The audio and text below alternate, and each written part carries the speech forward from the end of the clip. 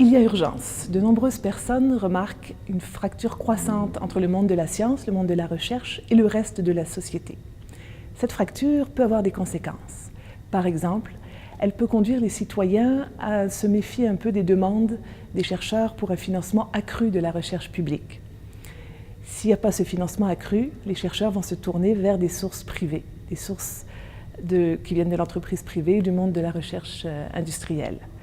Et on sait par expérience ce qui peut arriver. Des conflits d'intérêts, marchandisation accrue du savoir, et surtout certains domaines scientifiques risquent d'être moins encouragés, comme les sciences sociales, les sciences humaines, la recherche fondamentale.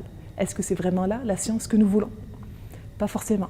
Le mieux est de se poser la question entre concitoyens et de se demander ensemble quelle est la science que nous voulons. C'est pourquoi, dans la foulée de nombreux organismes à travers le monde qui prônent la participation accrue des citoyens à l'élaboration des politiques publiques, l'association Sciences et Biens communs, dont je fais partie, a décidé de lancer un projet de l'écriture collective d'un énoncé de politique scientifique pour le Québec, alternatif à ce qui se fait actuellement, et qui reflète les valeurs, les préférences, les préoccupations et même les contradictions de la société québécoise.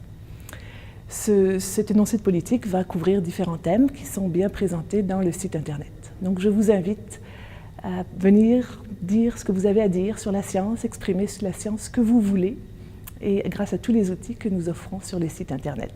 Alors, au plaisir de vous lire.